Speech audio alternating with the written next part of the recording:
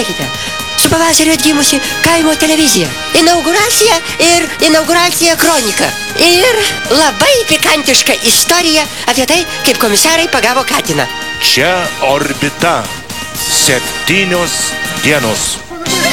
Iš Orbitos 7 dienų studijos Algirdas Ramanauskas ir Violeta Riaubiškytė. Labas vakaras, eteryje socialinių tyrimų žurnalas Orbita 7 dienos. Kiekvieną žiemą Lietuvoje nuo varveklių žūva apie 15 000 šalies gyventojų, praneša statistikos departamentas. Vieni neapdairiai išeina į gatvę prieš tai nepasižiūrėję viršų, kitigi lengvabūdiškai stovi po nutysusiais ledais žudikais.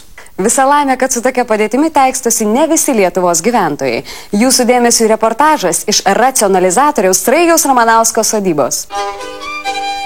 Labas, mielas žemdirbys, senokai nesimatėm. Malonu, kad su saulelės pašiltėjimu mūsų redakcija vėl pradeda ruošti tau ir tavo šeimai programas. Štai žolytė, pirmoji pavasario žolytė Lietuvoje. Bet mes, kaip sakant, pašnekėsime apie tai. Galime, aišku, prasimaitinti tą žolytę, ar ne? Bet turbūt surasime daug smagesnį ir geresnį būdą. Ir apie tai mes pasišnekėsime.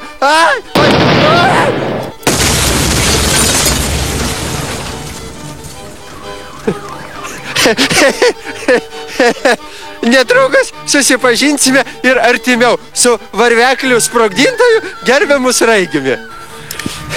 Labą dieną, panas Sraigiau. Labą dieną. Labą dieną. 100 metų duokite, aš jumis pabučiuosiu. Malonu, žurnalistas iš žemdirbių redakcijos atvažiavo pas mumis. Jau saulelė atkopdame pabūdino svietą, kaip prašė Eduardas Mieželaitis savo paėmąją metų laikai. Visą žiemą, kaip sakant, nedirbam ant pečiaus gulėm, na, pavasarį jau nubunda žemdirbio siela. Bet aš, žinokit, nekenčiu vasaros, nes žiemą saulutė tokia paprasta yra. A vasarą, žiūrėk, su mano akiniais pažiūrau į saulę, tai oi pradegina. Bėda nutiko. Nu kokia? Blogas gyvenimas. Negerai gyvenasi žemdirbiai Lietuvos. Tai bandžiau nusišauti. Tai va, čia šoviau kulką įėjo, čia išėjo. Palauk, ne. Čia kulką šoviau, čia įėjo, čia išėjo. Ne. Nu, nesvarbu, bet vat gyvas likau, matote. Stipri jūsų dvasia, pasakysiu. Metabolizmas ir konstitucija mano tokia yra. Tai kaip dabar pragyventi žmogui, kai tai iki pavasario, iki vitaminų tiek nedaug liko?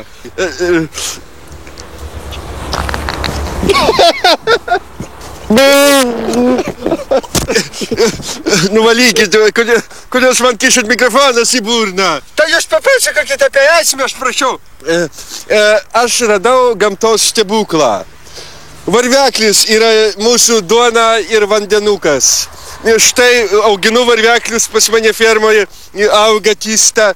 Ir norėčiau Lietuvos žemdirbiui pasiūlyti, tai tikrai yra gera išeitis bent jau žiemą.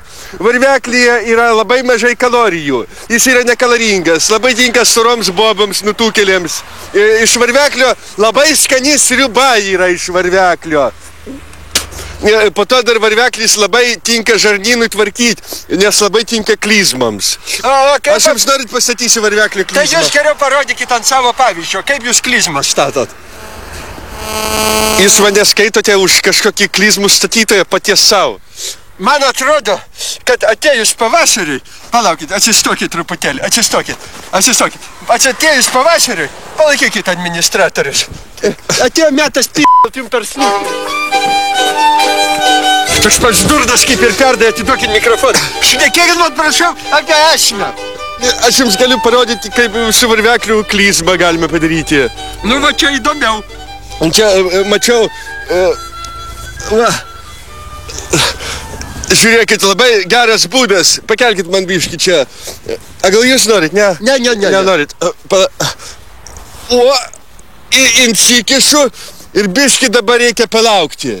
Vanduo ištirpsta, sušyla ir tada prasivalo ir reikia tada... Nemokamas žarnyno valymas, už ką žmonės moka 300 litų, gali pigiai pasidaryti. Ieškam naujų rinkų, vat varveklį su žmona auginam, į Saudo Arabiją vežam dotacijos iš ES lauksime. Varveklis yra Lietuvos kaimo ateitis. Auginkite žmonės varveklius ir tapsite turtingais ir svarbiausia sveikais. Varveklis kainuoja priežiūrą labai nedaug. Žinot, yra problema su varvekliais, juos nuraškyti labai pavojinga yra. Na, vat ir prieitėjom prie tos įdomiausios dalies. Tai kaip jūs raško tos varveklius?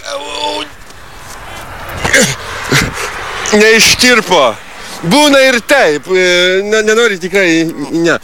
Parodysiu, aš juos nuraškau mano išrastų metodų. Pažiūrėkite. Pasitraukite dabar, labai atsargiai reikia. Tai jūs pasakokit. Va, inkišam čia ir reiks po to pabėgti. Pasakokit, drąsiai.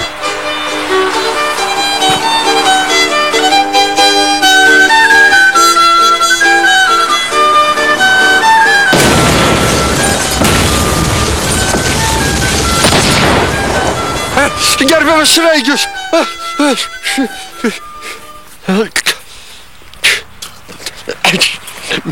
Išsikviesit pats greitai, jeigu ką. Tai skanaus varvekliais, laimingų metų jums, pragyvenkit iki valandą. Kuriame važiuom, administratorius, visi dar turim porą pafilmuoti čia kaime.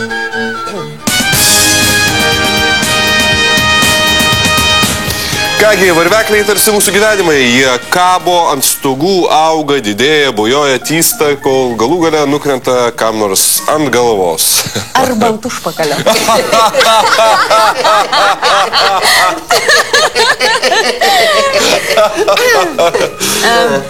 Kągi. Pareigavo, žiūrėkite. Naujo prezidento naujas dienoraštis. Jo inauguracija ir jau žadėtas komisarų katinas.